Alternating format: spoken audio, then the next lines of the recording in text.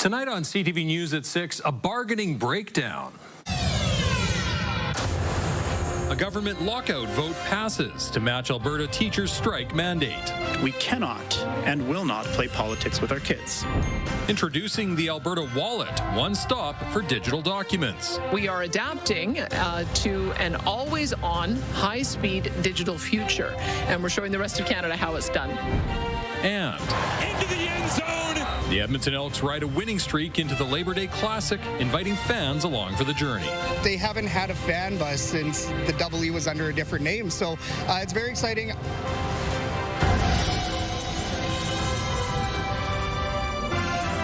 CTV Edmonton, local breaking news with Jeff Hastings.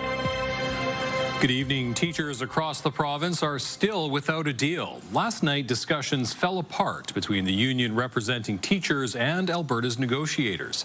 Today, both sides spoke with the media, blaming each other for the standstill. Evan Kenny joins us now, live from the West End. Evan, what's next for teachers and for students?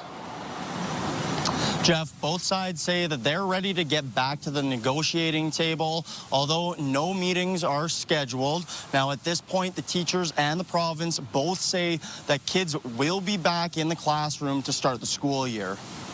The government of Alberta's #1 priority is to make sure that students are in school and that students are learning, and that will remain our priority and our position. That priority may be in jeopardy as mediated talks broke down between the Alberta Teachers Association and the Teachers Employer Bargaining Association, who is negotiating on behalf of the province. We cannot and will not play politics with our kids. We're not politicizing everything or anything.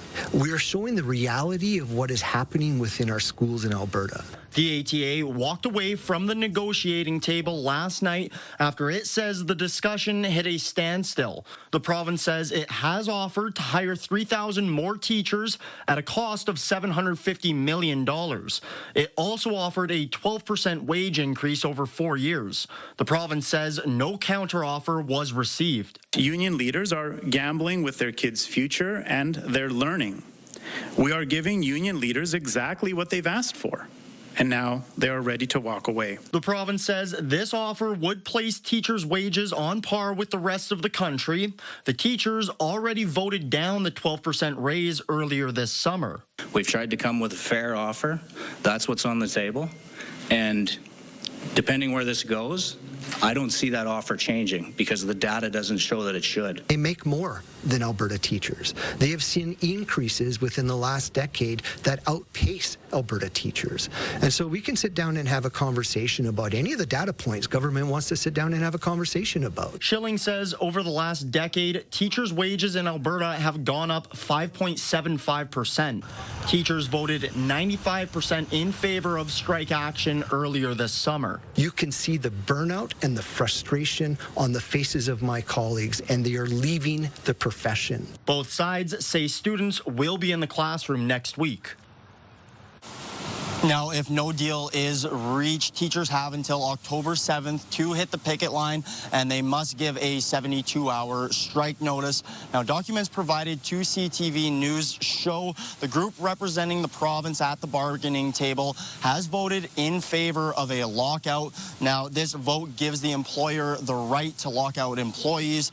The finance minister's spokesperson says this would only be used as a reactionary response. Jeff? Evan, thank you. That is Evan Kenny live for us tonight. The Premier says the Edmonton Public School Board is trying to make her government look bad after a list of books set to be banned in school libraries was leaked. A former teacher says the province shouldn't be deciding alone which books are available to children. Connor Hogg has more.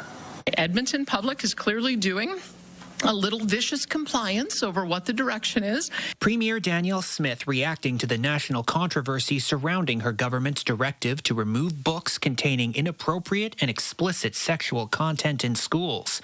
A leaked list from Edmonton Public Schools features a number of classic and contemporary titles. The division confirms to CTV News the list is accurate and is a working document. Smith telling media today the board is trying to make her government look bad. They've obviously put books on there that there was never any intention of having them target those books. We are trying to take sexually explicit content out of elementary schools that is inappropriate for me to show on the television news at night. American author Jodi Picoult tells CTV News in part, it's disheartening to see the American epidemic of book banning spreading to Canada.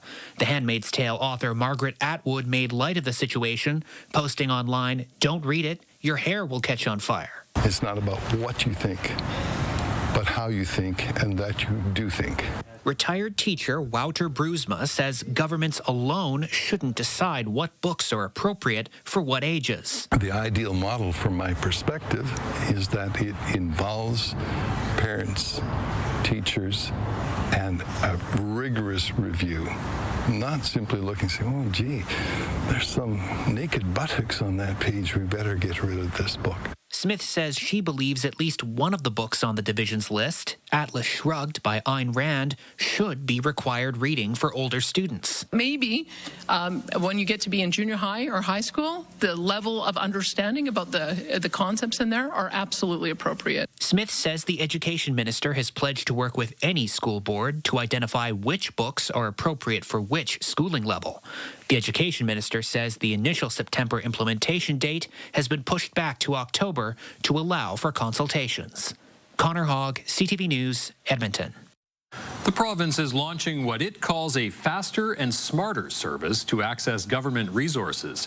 It's called the Alberta Wallet, and it gives Albertans a way to carry provincial documents on their phones. Brendan Purdy joins us now. And Brendan, how exactly is this wallet rollout planned? Well, Jeff, the app is actually live as of today. The first document that you could add into your wallet is a mobile health card, allowing you to replace the current paper version used at a hospital or a medical clinic. However, there are a few stipulations. You need to have an active My Health Records account and a verified alberta.ca account. The wallets are only usable by Albertans 14 and older. However, parents will be able to add their children's health cards to their own wallets. The same will apply to spouses and interdependent partners. Paper copies will still, of course, be available for those who prefer them. Our world is digital, and people have embraced this in droves. We developed the Alberta Wallet because Albertans expect their government to keep up with them. So we are adapting to an always-on, high-speed digital future, and we're showing the rest of Canada how it's done. The province says that your wallet's privacy will be secured through strong encryptions, saying personal information will remain private and accessible only to the individual user. Now, the rollout has received endorsement from the president of Alberta's Medical Association, who calls it a logical move. In the future, the province hopes to expand the Alberta Wallet to include marriage and birth certificates, trades and journeyman certificates, and school transcripts. And Brendan, does this mobile wallet mean there are no longer plans to replace paper healthcare cards with more durable cards? No, Jeff, the Premier actually says that's still in the works, and it will be a combined driver's license and health care card made out of something like plastic. They hope to have it rolled out sometime next year. Jeff? Brendan, thank you. The group calling itself Forever Canadian says it's putting a system in place to start collecting petitions from thousands of volunteers. The group is petitioning for Alberta to declare its official policy is to remain in Canada. It has 60 days left to collect nearly 300,000 signatures to make that happen. The group says it's organizing a way to get the petitions collected every 2 weeks so they can figure out how many signatures are still needed. Organizer Thomas Lukaszek says people of all political stripes are getting behind the movement. We have federal conservatives, we have federal liberals, we have NDPers, everybody sitting at the same table strategizing and building this campaign, which I have to tell you, as a former politician, it's unprecedented. You never see this happen. So yes, it has become a movement. People are extremely passionate about being part of this movement, and we're building on it. But our goal still remains collecting 300,000 signatures, and that's it. Lukaszek says the group has seen about 4,000 volunteers collecting signatures and 3,000 helping in other areas. The drug crisis was the focus of an event downtown today. In Churchill Square, a booth was set up giving out naloxone kits and information. Naloxone is a fast-acting medicine that reverses the effects of opioids. The inner city group that put on the event says 1 to 3 people in Edmonton die every day from an overdose. actually the leading cause of death for folks between the ages of 15 and 55. So we're trying to spread as much education and awareness regarding overdose prevention as possible. The event comes ahead of International Overdose Day this Sunday. Alberta Health is recording 2 cases of measles in the Edmonton zone. That brings the total of cases in the Edmonton zone to 33 since the start of the outbreak in March. They are the only 2 new cases province-wide. The total across Alberta is now 1,819. The majority of cases continue to be in the north and south zones. A Zellers store revival is now delayed. We first told you yesterday about the shop at Londonderry Mall that was scheduled to open today. Mall ownership says it will now open Monday. Zellers was owned by Hudson's Bay Company. When HBC shut down earlier this year, it sold its intellectual property rights to Canadian Tire. The Zellers brand was not part of the sale. This version of Zellers is supposed to sell clothes and home goods. There is still some secrecy surrounding the company behind the Canadian Commerce reboot. Students at MacEwan University moved into their new homes today. About 600 students were on campus to get settled into residence. Resident assistants were also around to educate students on programs the school offers. If you have people around and you can talk to people, it usually helps a lot when you're trying to move into a new environment. Over the next few days, 9 events will be held for students to get to know their neighbors. This includes a campfire and a trip to the zoo. Back-to-school shopping can be expensive. A local second-hand store says you can find some gems on their shelves. We have everything from, your old school calculators, paper that's still sealed, and absolutely everything. Again, unused from previous years. At this West End Goodwill, there are all kinds of school supplies. While staff know you won't be able to check off your entire list here, this is a great way to pick up some items to save a few dollars. It's super expensive to buy supplies, and some of the supplies that are used in schools don't get used. So you can actually find brand new stuff at secondhand retailers, and it gives people a second option to shop. School supply lists can range from $50 to $100 at many Edmonton schools. Francis the Pig is now back on display in Red Deer after 2 years away for upgrades. The statue at the Central Spray and Play Park depicts a famous pig that escaped a slaughterhouse in 1990.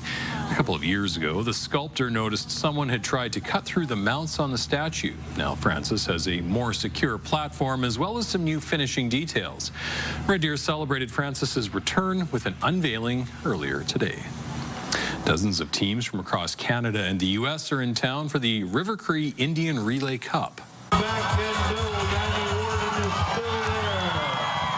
Indian Relay consists of competitors racing 3 times around a horse track. The riders are bareback on the horses and must jump off one horse and onto another at the end of each lap. The heat draws are tonight, with the races taking place tomorrow and Sunday at the Enoch Park racetrack. Organizers describe the event like the Kentucky Derby meets NASCAR. It's action-packed. There's your head's got to be on a swivel. The fans love it. There's a reason why it's the last event at the Calgary Stampede, to keep the fans there. This is the 5th annual race. Disney is coming to life this weekend at Churchill Square. That is a live look at Churchill Square, where the concert is taking place tonight. The Edmonton Symphony Orchestra is putting on the free show, and ahead of the event, there is family-friendly entertainment as well as food trucks. First of 2 live concerts goes tonight at 7 o'clock. Both will capture the magic of Disney through a full orchestra, vocalists, and animated film. Some of the best part for us is that a lot of the kids are in costume. A lot of the older kids do, but that's okay. It's Disney all the way, and it's just fun family fare. Tomorrow's concert is also at 7 p.m. People are encouraged to arrive early to get a good spot. You may also want to bring some sun protection, with temperatures near 30 degrees expected. And with a first look at weather, here's CTV's Jackie Perez. Well, the sizzling heat remains strong heading into the long weekend. We've got plenty of sunshine in store, and the heat warning still remains in effect for Edmonton and area. A closer look now at what we can expect for the next 24 hours. Things not cooling down much for the 10 o'clock hour, 24 degrees. Clear skies, though, and that's going to carry on into our morning lows, where we will get some relief at 15 degrees, and then we're going to climb up to about 31. There is a slight chance that we could get a mix of sun and clouds by the afternoon, but then it's going to clear by late evening, 6 o'clock. 30 degrees is what we'll be expecting. So things are starting to cool off, and they'll continue to cool just after Labor Day. But the good news is they'll still remain above seasonal. We'll have those details and a look at your long-term forecast in just a bit. Coming up on CTV News, a church community mourning the loss of 2 members who drowned in a Calgary lake. It's an unimaginable loss, and it's very painful time for our church family, and most importantly for the families. Also, we'll be evaluating along with Stampede what the concerts are and how many officers we should deploy. An arrest is made in connection with 3 stabbings at the Calgary Stampede, prompting a safety review. Programming brought to you by Southview Acura. For family-owned, award-winning excellence, Southview Acura, where luxury meets reality. Brought to you by James H. Brown Injury Lawyers, the heavy hitters of injury law.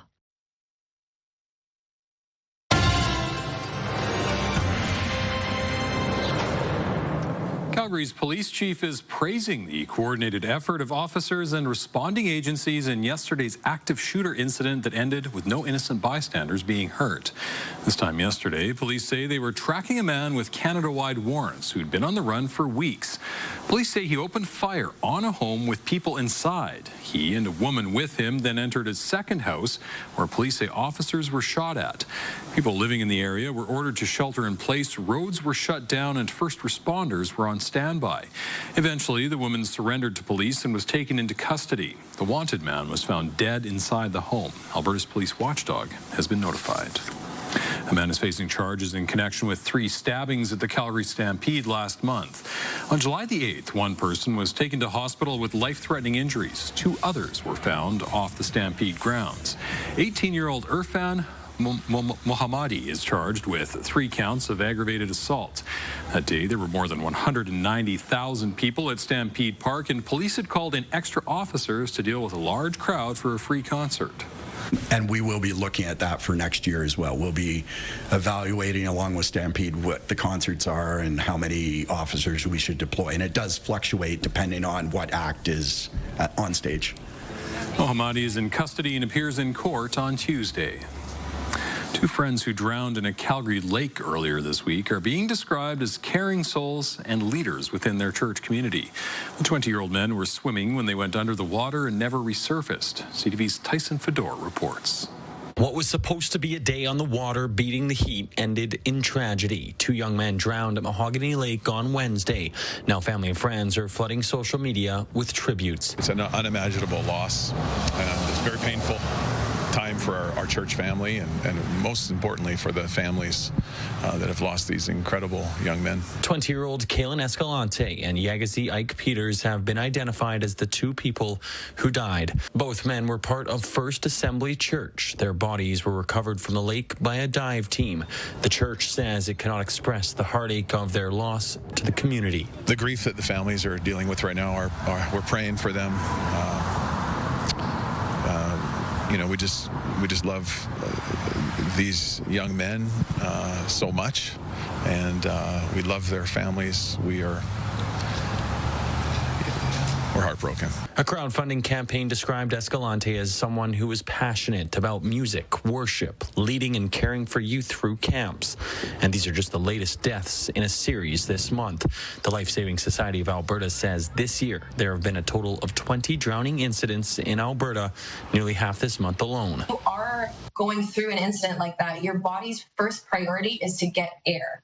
So a lot of times drowning is actually really silent and it can happen in seconds. So that's why the Life Saving Society really prioritizes these preventative measures, because it's a lot easier to be preventative about drowning than to resolve it during or after. And with a wet summer, the recent heat wave has seen more people head to the water, but it comes with a warning ahead of the long weekend. Wearing a life jacket is super important. Like I said, it works just like a seatbelt or even a bicycle helmet. You have to wear one, especially if you're on a boat, even if you're a really strong swimmer. Tyson Fedor, CTV News, Calgary. Coming up, the drive to get Elks fans to Calgary for the Labor Day Classic. More fans we get over there, I think it'll help calm our guys, help fire our guys up at times, and go out there and just try and put on a show. Edmonton is bringing back fan bus rides to Calgary for one of the biggest games on the calendar.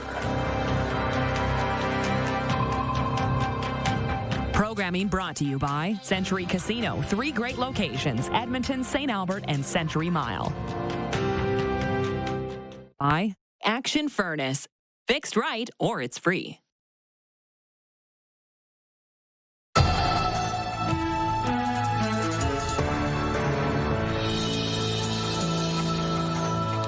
The golden age of sold-out CFL games at Commonwealth Stadium may be a thing of the past, but as CTV's Brendan Purdy tells us, the organization is aiming to reestablish that fanfare by bringing back a Labor Day favorite. We've had family tickets since about the mid-'80s, so we've been here coming through the good and the bad. I've had season tickets since they've turned to the Elks. I fell in love instantly with the atmosphere down here at Commonwealth Stadium, so it was a no-brainer. I had to get season tickets. The Commonwealth Stadium crowds may be smaller than they used to be, but they're still filled with a loud and determined group of devoted fans. Our fans have been good. The 10,000, 15,000 that we have that are coming now, they're as loyal a fan as you could possibly get. The next pursuit, getting more Edmontonians engaged with the franchise. It's up to us to show what we can do to be better on the field and in the community, and we're sure working hard at it.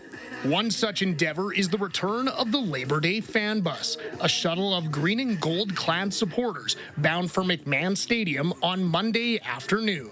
It's exciting. It's going to be whatever we can do to get the boys to win. This is my first time, so it will be fun. I'm really looking forward to it. They haven't had a fan bus since the Double E was under a different name, so it's very exciting. I'm very excited for this. It's been something that I've wanted to do for a very long time. An excitement that extends from the stands to the field. I love it. I'm going to look up in the stands and see if I can see them. I think it's awesome.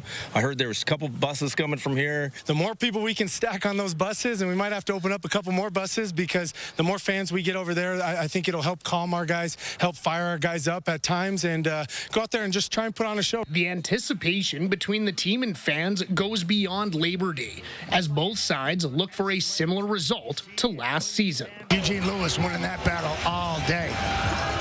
A fan base looking for a Labor Day sweep, and an organization looking for its biggest crowd of the year in next week's Labor Day rematch. I remember last year on the other side, the crowd here on the rematch was the biggest of the year as well, so I'm definitely looking forward to that. It's ABC. It's anybody but Calgary. We want to see Calgary lose, and then, of course, an Elks win on top of that. That's the cherry on the cake right there. Brendan Purdy, CTV News, Edmonton.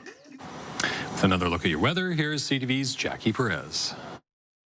Well, this weekend, we're in store for more 30-degree temperatures and plenty of sunshine. A closer look at our Saturday, mostly clear for the start of the day, but then by the evening, there is a chance that we could see some rain activity around Jasper, the chance of pop-up showers as well as thunderstorms. But really for Edmonton, not really affecting the area. But overnight into Sunday, Cold Lake, there is a chance there could be some rain activity. The good news, it is moving through very quickly because Sunday is shaping up to be clear and sunny for pretty much most of Alberta. A closer look now at what we can expect for tomorrow's morning lows. 14 in Fort McMurray, on Cold Lake, Slave Lake, as well as Grand Prairie, sitting at about 13 degrees. As we look towards Jasper, it's going to be a cool 10 degrees. Red Deer sitting at 11. Meanwhile, Lloydminster sitting at 16 degrees. And pay attention to these numbers, though, because tomorrow we're still going to get an additional 20 degrees by the afternoon. Fort McMurray sitting at 33 degrees. Lake Labiche, 29, as well as Slave Lake. Most of the area of northern Alberta sitting around 28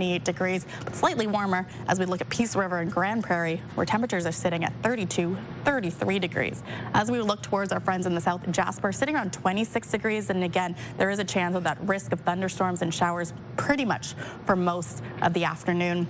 But for Red Deer, sitting for the mix in sun and cloud, as well as 30-degree temperature. Lloydminster not getting much sunshine, sitting at 32 degrees and cloudier conditions, which may provide some relief from the heat. Back here in Edmonton, though, we are getting some relief in the morning, 15 degrees, but no cloud in sight as we get up into the noon hour, 22 degrees and sunshine. The daytime high anticipated for Saturday, 31 degrees. Now, as we look towards the last couple of days and looking towards the future, we've had a stretch of some sunshine. It will carry on as we close out August. Will we see those record-breaking highs? Not quite for our Saturday, getting to a daytime high of 31 degrees. The record in 1940, 32 degrees, so not going to quite meet that threshold. But Sunday, there's a chance we could tie that.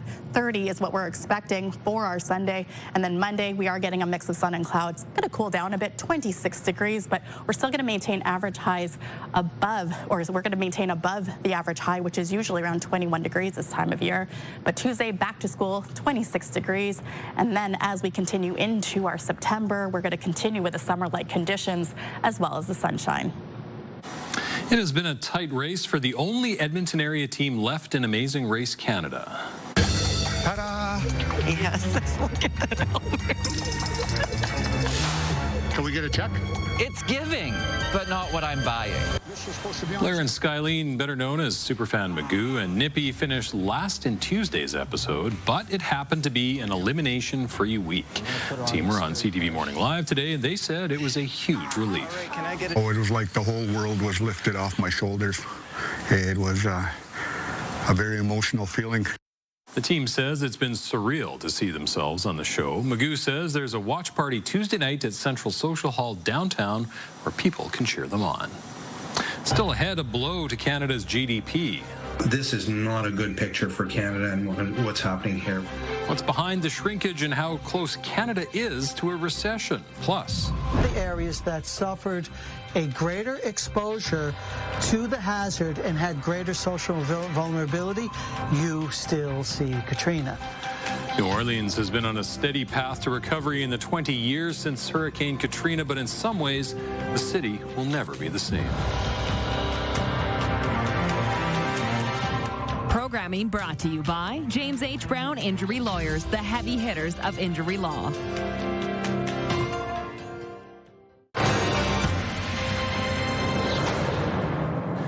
New numbers show a key measure of the country's economic health isn't looking as healthy as economists had hoped. CTV's Kamal Karamali has been crunching the numbers and gives us a glimpse on what's behind the blow to Canada's GDP. After months of being assaulted by U.S. tariffs and battered by the ongoing trade war, Canada now showing major cracks in the armor. This is not a good picture for Canada and what's happening here. Canada's economy contracted in the second quarter, much more than expected, shrinking by 1.6% on an annualized basis. It's the first quarterly contraction in nearly 2 years and the steepest decline since the pandemic. Essentially, the big change was in the first quarter, we had a rush to get exports out into the U.S. as quickly as possible. In the second quarter, that all came to a halt as some of these tariffs started to take effect. U.S. President Donald Trump ramped up tariffs against Canada and the world that quarter, targeting steel, aluminum, and autos. While April, May, and June then saw a sharp drop-off in business investment by roughly 10%. The depth of decline that we're seeing in the manufacturing sector is something that we haven't seen in many years. And so it is a cause for concern. Vehicle exports plummeting nearly 25%, industrial machinery exports and travel services also falling drastically. In fact, Canada saw an unprecedented trade deficit in the second quarter, with a big gap between its minimal exports versus its massive amount of imports. The difference between the two, a whopping $19.6 billion in goods and services. Well, guess what's happening in the middle of a trade war with the U.S.? We're exporting substantially less stuff to our major trade partner. All of it raising fears of a recession, which economists say Canada would be in if the GDP sees another decline in the third quarter of this year. We need to be a little bit more cautious, and that caution, of course, feeds into the economy. The latest GDP figures putting a sharper focus on the Bank of Canada and whether it'll make an interest rate cut in mid-September.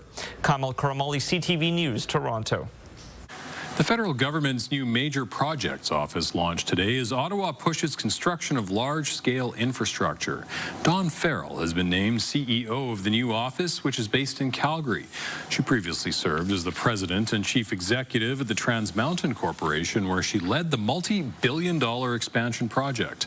The Carney government rushed its Major Projects bill through Parliament in June to speed up approval times for large projects meant to grow the economy. Indigenous leaders have pushed back on the bill, saying it could undermine consultation with their communities. Ottawa Police says it's investigating the stabbing of a Jewish woman at a grocery store as a hate-motivated crime. We need action. We need those that perpetrate these kinds of things to be held to the greatest account of the law, and we need to stop this in its tracks. Investigators say the woman in her 70s was stabbed by a man she didn't know at a Loblaws. A 71-year-old man was arrested. He faces charges of aggravated assault and possession of a dangerous weapon. The woman is recovering. Ottawa police are increasing patrols around Jewish institutions as a precaution. Israel has declared Gaza City a dangerous combat zone as it begins the initial stages of a planned offensive that has drawn international condemnation. Israel's military says it is focusing on the outskirts of the city, and the push into Gaza City is aimed at dismantling Hamas. Officials said the bodies of 2 Israeli hostages were located in operations today. Meanwhile, tens of thousands of Palestinians have been forced to flee as aid groups warn the humanitarian crisis in the Strip will only deepen. Ukrainian President Volodymyr Zelensky laid flowers at a memorial site in Kyiv today, honoring victims of the latest Russian attack on the city. Officials say the confirmed death toll from missile and drone strikes early Thursday now stands at least 23, including 4 children. It came as the U.S. had been pushing for a deal to end the fighting and as allies discuss security guarantees for Ukraine. Students from a Minneapolis Catholic school are sharing stories about the moment gunfire erupted inside a church on Wednesday, killing 2 children and injuring 18 students and teachers. Well, at first I just thought it was one balloon pop, but then it just kept on going down the line. We were hiding underneath the pews. The kids with blonde hair and the girls with hair. You could just see other people's blood in their hair, and I just wish it never happened. Police say the shooter, armed with multiple firearms, fired through stained glass windows at students from Annunciation Catholic School. Students were gathered for a service to celebrate the new school year. Authorities say the shooter, who took their own life, was driven by hatred and a fascination with mass shootings. A solemn ceremony was held today in New Orleans, marking the 20th anniversary of Hurricane Katrina.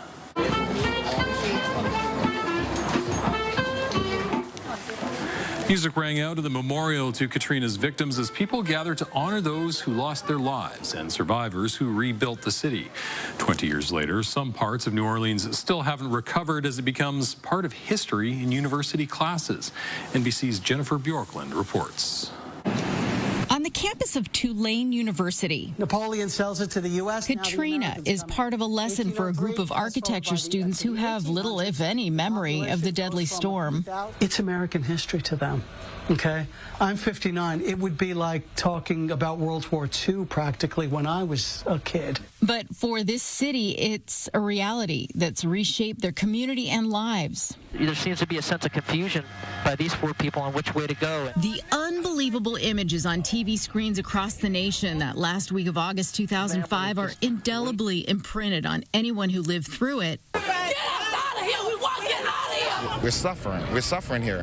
90-degree heat in the days that followed, with New Orleans humidity, the response at the Superdome vastly underestimating the human toll. Brownie, you're doing a heck of a job. Failures by FEMA and man-made levees compounded the humanitarian disaster in the days following the initial storm as the floodwaters continued to rise. And you could see the news gets worse and worse and worse. Back inside the classroom, Tulane University geographer and Associate Dean of Research Richard Campanella shares details and memories of the tragedy with his students. So imagine that flood wall completely disintegrating. People are living at -4 here. The water is at +14.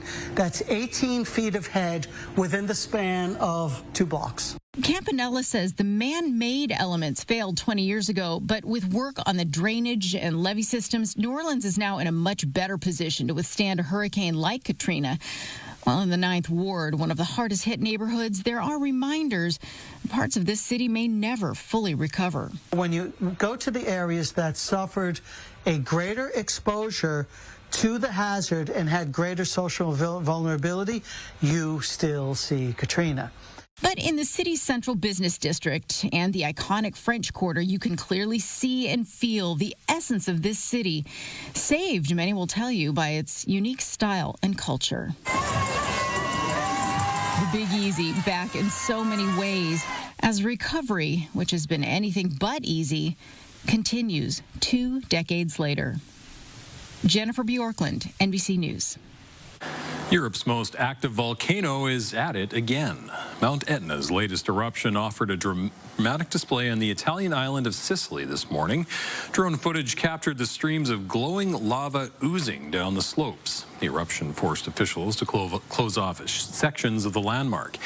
Areas above 2,500 meters were put off limits after the automatic alert system noted increased volcanic activity. Still ahead, the demise of de minimis. I know that I'm going to see a decline in sales to the States. Duty-free shipping to the States is a thing of the past, and tons of local talent and some incredible bass headliners, and it's going to be a good time. Red Deer gets ready for its inaugural Folk Fest.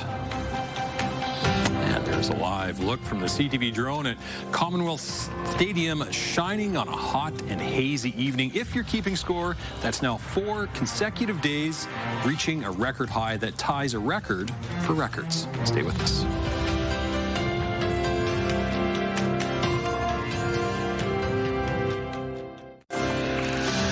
Looking at the markets, the Canadian dollar closed at 72 cents U.S. Oil was down 59 cents, closing the day at $64.01 U.S. a barrel. Gold gained to nearly $42 today. The TSX ended the day higher, up 129 points. The Dow Jones lost 92. The U.S. Appeals Court ruled late today that most of Donald Trump's tariffs are illegal, undercutting the president's use of the levies as a key international economic policy tool.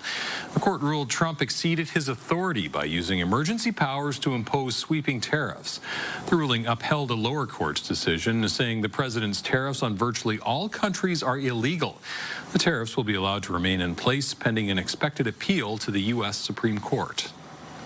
A near-century-long duty exception used by small businesses in Canada and around the world to ship low-cost items to the U.S. ended today. The Trump administration has officially dropped what was known as the de minimis exemption, leaving businesses to deal with the consequences. CTV's Jeremy Shaw reports.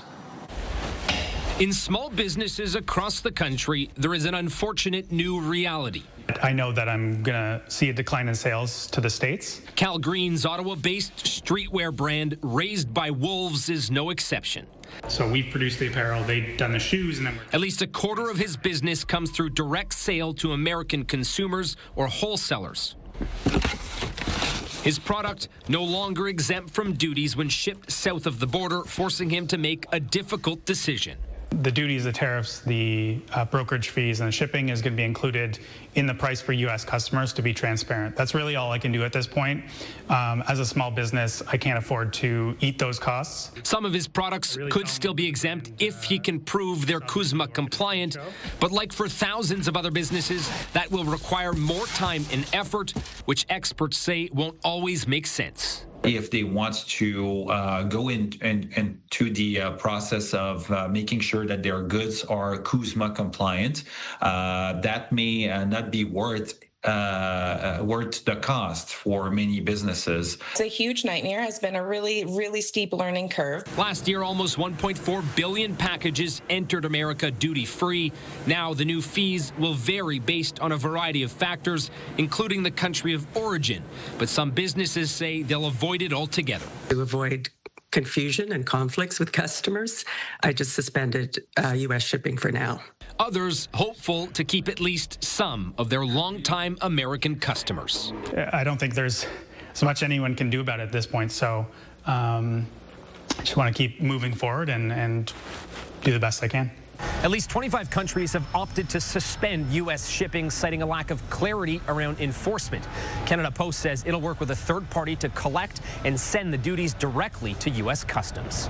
Jeremy Sherrill, CTV News, Ottawa.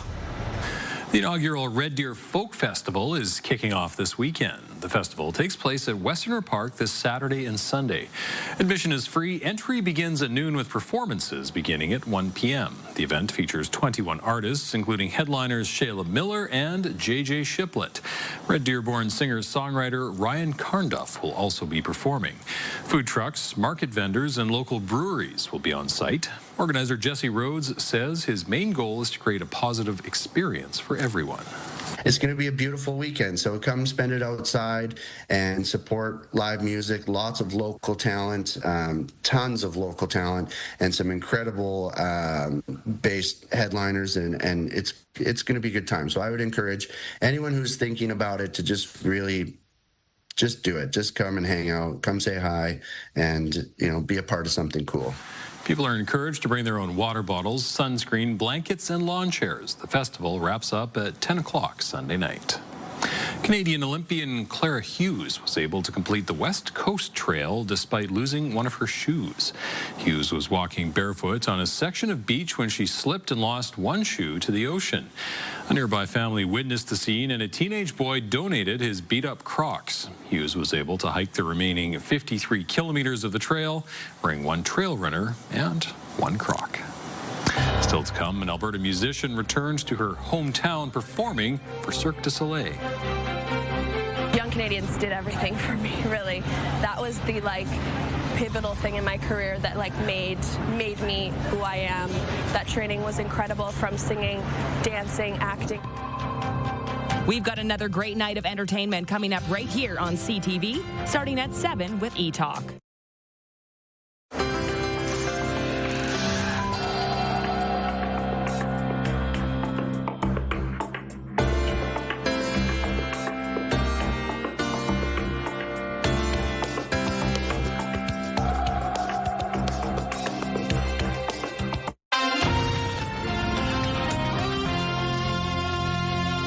Cirque du Soleil has taken over Stampede Park in Calgary. The big top is up and rehearsals are underway for Echo.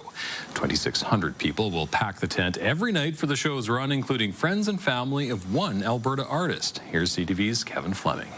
The performers are making the most of their rehearsal time before the premiere of Echo opens to Calgary audiences. Calgarian is among the cast, singing and playing the cello. Lizzie Munson joined Cirque du Soleil in 2016 at the Ka show in Las Vegas. Now she's getting to perform across the parking lot from where it all started for her, at the Stampede Grandstand show. I would say Young Canadians did everything for me, really. That was the pivotal thing in my career that made me who I am. That training was incredible, from singing, dancing, acting. Echo has a big footprint at Stampede Park, with the big top being the highlight for visitors. The logistics behind a show like this is very impressive. We're traveling here with 72 truckloads of equipment. It takes us about 7 days to set up, and then about 4 days to tear down and go to the next city. Kevin Albert has been with Echo since its inception and says he's always impressed at how the team comes together for each and every show. We have 53 artists that you will see on stage at any point during the show, but we're 122 that are traveling with the show. So the rest of them are technical people, site people, maintaining this equipment here, the tents and all that stuff. 8 seamstresses are responsible for all the costumes and are able to make any alterations or fixes right on site. Lee McDermott is a former Olympic and Commonwealth Games gymnast and now the head coach for the performers, who never stop perfecting their routines. Our job is to make it look that easy, but there's a lot of stuff that goes on behind the scenes. Again, working with the physical therapy team, making sure that we're always connected. This is one of the most technically advanced shows for Cirque du Soleil, with its massive moving cube on stage. And Lizzie Munson will have a lot of family and friends in the audience coming to see her. Kevin Fleming, CTV News, Calgary. That is our show this evening. Thank you very much for sharing your time with us. For news anytime, visit ctvnewsedmonton.ca or the CTV channel on YouTube. Have a great weekend.